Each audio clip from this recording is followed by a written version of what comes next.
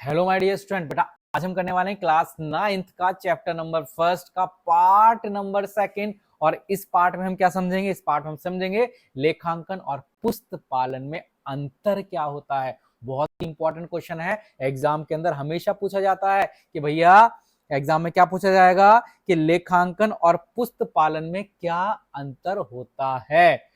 Paper में 6 number का ये प्रश्न हमेशा पूछा जाता है हर विद्यालय के अंदर, चाहे आप किसी प्राइवेट स्कूल में पढ़ते हैं चाहे आप किसी गवर्नमेंट स्कूल में पढ़ते हैं, हर स्कूल में प्रश्न आएगा कि लेखांकन और पुस्तपालन में अंतर क्या है। तो चलिएगा बिना टाइम वेस्ट किए स्टार्ट करते हैं लेखांकन और पुस्तपालन में अंतर। और जो भी बच्चे हमारे ग्रुप को ज्वाइन करना चाहते हैं जो कि फ्री है, हमें ज्वाइन कर सकते हैं व्हाट्सएप पर मैसेज करके। चलिएगा आज हम पढ़ेंगे क्लास नंबर सेकंड जिसमें हम लेखांकन और पुस्तपालन में अंतर समझेंगे। उसके लिए एक छोटा सा बेटा समझना आवश्यक है कि पुस्तपालन क्या होता है, फिर जल्दी से समझेंगे लेखांकन क्या होता है, फिर दोनों में अंतर। देखो भैया पुस्तपालन क्या चीज है? पुस्तपालन है सिर्फ जितने भी कंपनी में वित्तीय लेन देन होंगे, यानी कि पैसे का लेन देन होता है, सामान बेचा सामान खरीदा, उधार में बेचा उधार में खरीदा, या किराया दिया किराया लिया, जितने भी वित्तीय लेन देन है उसे किताबों में क्रमबद्ध लिख देना, उसे किताबों में लिख देना क्या कहलाता है बेटा? पुस्तपालन कहलाता है। कंपनी में समस्त वित्तीय लेन देन को, वित्तीय मतलब धन के लेन देन को किताबों में क्रमबद्ध लिखना, तरीके से लिखना, पहले 1 तारीख का, फिर 2 तारीख का, फिर 3 तारीख का, इज कॉल्ड पुस्तपालन, पुस्तकों को पालना। अब जो हमने सिर्फ चीजें लिखी हैं तो पुस्तपालन हुई। अब लेखांकन क्या है?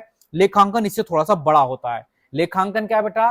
पुस्तपालन तो लेखांकन में है, मतलब चीजों को लिखना यह भी लेखांकन ही है, कोसे तो पुस्तपालन है। हाँ बेटा पुस्तपालन लेखांकन का ही पार्ट है, मतलब लेखांकन बड़ा है, इसके अंदर हम पुस्तपालन भी करते हैं और काम भी करते हैं। तो लेखांकन क्या है? पुस्तपालन यानी कि वित्तीय लेन देन को किताबों में लिखना प्लस प्लस उस लिखे गए की सहायता से लाभ हानि निकालना।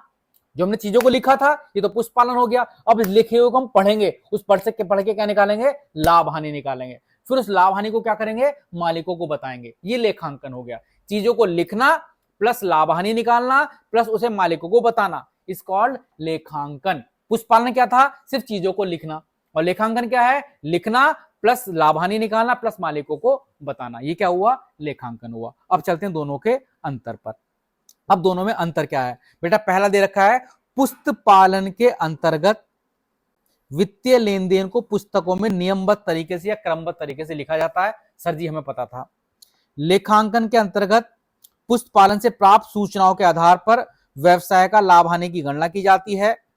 लाभ हानि की गणना की, देखो पुस्तपालन में क्या था? वित्तीय लेन देन को पुस्तकों में लिखना। लेखांकन में क्या है? जो पुस्तपालन में हमने चीजें लिखी थी उसके आधार पर लाभ हानि की गणना करना। अच्छा, एक अंतर समझ में आ गया। दूसरा अंतर, सबसे पहले सबको पता है बेटा, पहले लाभ हानि निकालोगे पहले चीजों को लिखोगे? सर पहले तो चीजों को लिखेंगे। तो पहले पुस्तपालन होगा कि पहले लेखांकन होगा? सर पहले पुस्तपालन होगा। तो बता रखा है पुस्तपालन लेखांकन से पहले किया जाता है।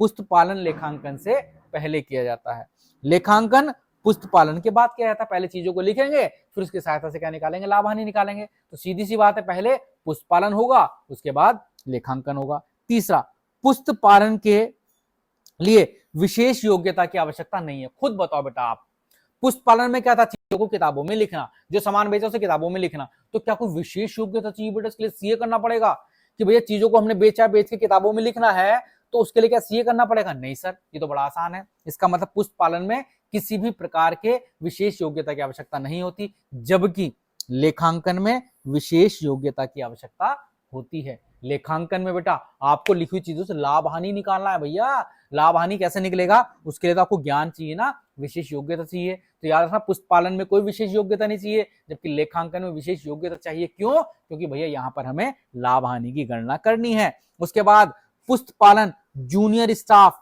जो निम्न स्तर का स्टाफ होता है वो करता है। कहोगे सर तुम्हें पता था? हाँ भाई पता होगा।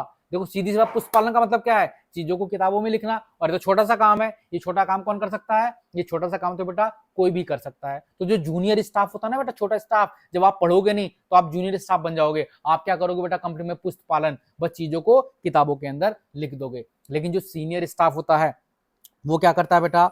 वो करता है लेखांकन। जो सीनियर स्टाफ है, सीनियर मतलब बड़ा स्टाफ है, समझदार स्टाफ, उससे कराते हैं लेखांकन। तो पुस्तपालन करता है जूनियर स्टाफ, लेखांकन करता है बेटा कौन? Senior staff. पुस्तपालन का कार्य दैनिक प्रवृत्ति का होता है। पुस्तपालन डेली चलता है बेटा। पुस्तपालन कैसे चलता है? डेली। सर डेली क्यों? देखो डेली सामान बेचोगे, डेली लिखोगे नहीं लिखोगे? हाँ जी सर लिखेंगे। अच्छा लेखांकन का कार्य कैसे होता है? ये भैया होता है वर्ष के अंत में। भाई लाभ हानि कब निकालोगे? क्या रोज लाभ हानि निकालोगे? नहीं ना सर, 1 महीने के बाद, 1 वर्ष के बाद या 6 महीने के बाद, है ना।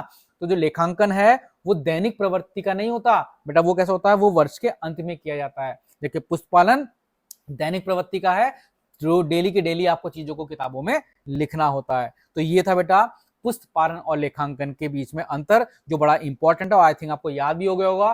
पुस्त पालन में चीजों को क्रमबद्ध तरीके से लिखते हैं, लेखांकन के अंदर बेटा क्या करते हैं? उससे प्राप्त सूचना से लाभ हानि निकालते हैं।